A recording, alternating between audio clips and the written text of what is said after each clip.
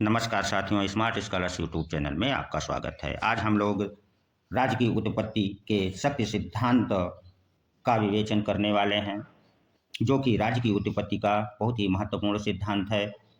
यह सिद्धांत राज्य को मानवीय कृत संस्था मानता है, ना कि दैवी या ईश्वरीय कृति, जैसा कि हम लोगों ने अब तक राज्य के दैवीय सिद्धांत में पढ़ा था। तो मुझे लगता है कि एक प्रश्न यहाँ से बन सकता है कि राज्य की उत्पत्ति का जो सत्य सिद्धांत है, वह राज्य को किस प्रकार की संस्था मानता है, दैवीय संस्था मानता है या मानवीय संस्था। तो आपको उत्तर लगाना होगा कि राज्य का जो उत्पत्ति का सत्य सिद्धांत है, वह राज्य को एक मानवीय संस्था मानता है। ठीक। और इस सिद्धांत में ये बताया गया है कि राज्य की जो उत्पत्ति का आधार है, वह बल प्रयोग, अर्थात राज्य की जो उत्पत्ति हुई है वह बल प्रयोग के आधार पर हुई है। वो कैसे, यह प्रश्न बन जाता है यहाँ। उसको भी हम जान लेते हैं कि कैसे बल प्रयोग के आधार पर राज्य की उत्पत्ति होती है। तो इसमें यह कह दिया गया कि शक्तिशाली व्यक्तियों द्वारा निर्बल व्यक्तियों को अपने अधीन करने की जो प्रवृत्ति होती है, उसी के आधार पर राज्य की उत्पत्ति हुई है। तथा एक प्रसिद्ध विचारक टू हैं, क्या हैं, उनका नाम टू है, और उन्होंने एक पुस्तक लिखी है, ओरिजिनल कॉन्स्ट्रेंट।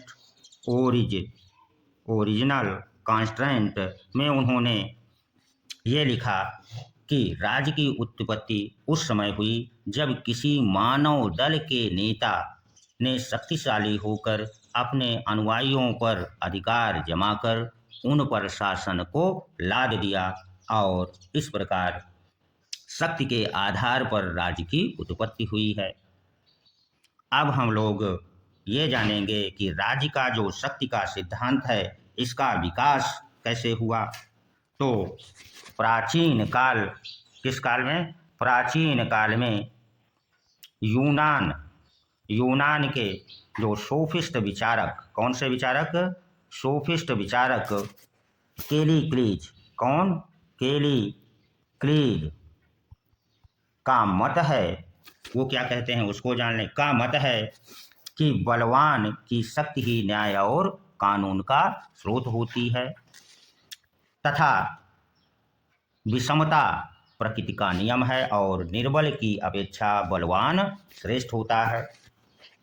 केलीक्लीज का जो यह स्टेटमेंट है बहुत ही महत्वपूर्ण है। यदि आप नोट्स बना रहे हैं तो इसे हेडलाइन कर लीजिए। चलिए हम एक बार इसे फिर से दोहरा देते हैं। केलीक्लीज का मत है कि, क्या मत है उसको एक बार दोहरा देते हैं। केलीक्लीज का मत है कि बलवान की शक्ति ही न्याय और कानून का स्रोत होती है। किसका, न्याय और कानून का स्रोत है, और विषमता प्रकृति का नियम है और निर्बल की अपेक्षा बलवान श्रेष्ठ होता है। हो सकता है कि यह स्टेटमेंट आपसे पूछ ले दे करके कि किसका है, तो आप सही उत्तर करके आएंगे। यह स्टेटमेंट यूनानी विचारक केलीक्लीज का है। इसी प्रकार यूनानी विचारक जो कि प्लेटो की रिपब्लिक के एक पात्र हैं, थ्रेसीमेकस, जिन्होंने न्याय का क्रांतिकारी सिद्धांत दिया। तो थ्रेसीमेकस क्या कहते हैं, शक्ति के सिद्धांत का समर्थन करते हुए वे कहते हैं कि न्याय शक्तिशाली के हित के अतिरिक्त और कुछ नहीं है। इस आधार पर प्राचीन काल में शक्ति के सिद्धांत का समर्थन कर दिया जाता है। अब हम इस बात का आगे विवेचन करने वाले हैं या जानने वाले हैं कि क्या वर्तमान समय में इसका समर्थन किया गया या नहीं, उसको भी समझ लेते हैं। तो वर्तमान समय में भी शक्ति के सिद्धांत का समर्थन देखने को मिलता है।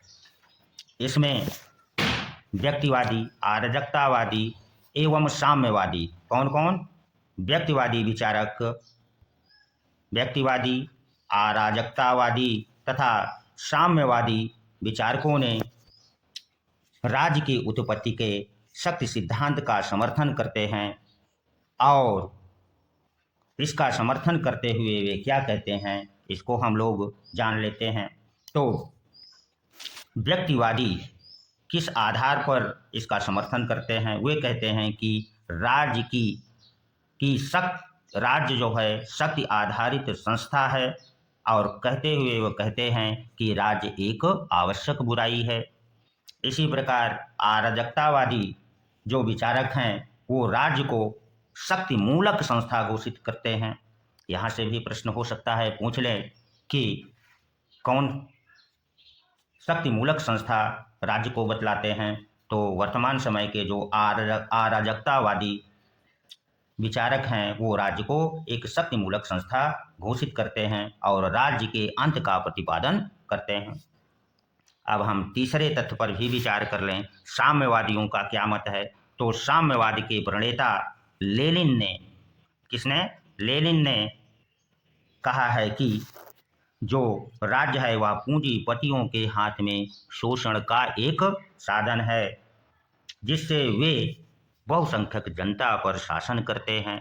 अर्थात लेनिन का जो यहाँ कहने का अभिप्राय ये है कि जो पूंजीपति है वो शक्तिशाली है और वह राज्य के माध्यम से ही बहुसंख्यक जनता पर शासन करते हैं। अब हम लोग ये जानेंगे कि किन आधारों पर राज्य के सिद्धांत की जो आलोचना हुई है उसका आधार क्या है और कौन से विद्वान राज्य के शक्ति सिद्धांत की आलोचना करते हैं उसको भी समझ लेते हैं, क्योंकि यहाँ से बहुत बार प्रश्न पूछा गया है। तो एक फ्रांसीसी विचारक जिनका नाम बोंदा है वो कहते हैं कि शक्ति केवल डाकुओं के गिरोह का ही संगठन कर सकता है, राज्य का नहीं। उन्होंने ये कह दिया कि शक्ति के आधार पर डाकुओं का गिरोह बन तो सकता है, राज्य का नहीं, आलोचना में उन्होंने कहा। एक आदर्शवादी विचारक जो ग्रीन हैं वो भी आलोचना करते हुए कहते हैं कि राज्य का आधार शक्ति नहीं हो सकता है बल्कि राज्य का आधार इच्छा है। इसी प्रकार ईसाई धर्म के एक संत हैं अगस्टाइन, वो भी आलोचना करते हुए कहते हैं कि जिन राज्यों में न्याय नहीं होता अर्थात सत्य के बल पर शासन होता है वहाँ डाकुओं का समूह होता है। आशा करते हैं कि आप लोगों ने राज्य की उत्पत्ति के इस शक्ति सिद्धांत को आसानी से समझ लिया होगा। यदि आपके टीजीटी पीजीटी परीक्षा में इस सिद्धांत से कोई स्टेटमेंट देता है तो आप उसका उत्तर सही करके आएंगे और राज्य की उत्पत्ति का ये जो सिद्धांत है किन आधारों पर यह उत्पत्ति को बतलाता है उनको भी समझ लिए होंगे।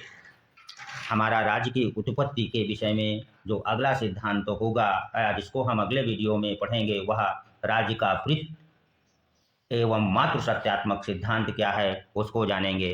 धन्यवाद, मिलते हैं अगले वीडियो में। यदि वीडियो आपको अच्छा लगा है तो इसे सब्सक्राइब कर दें ताकि हमारा मनोबल भी बढ़ता रहे और इसे शेयर कर दें ताकि ऐसे छात्र जो टीजीटी पीजीटी असिस्टेंट प्रोफेसर परीक्षा की तैयारी कर रहे हैं उन्हें इसका अधिक से अधिक लाभ हो सके। धन्यवाद।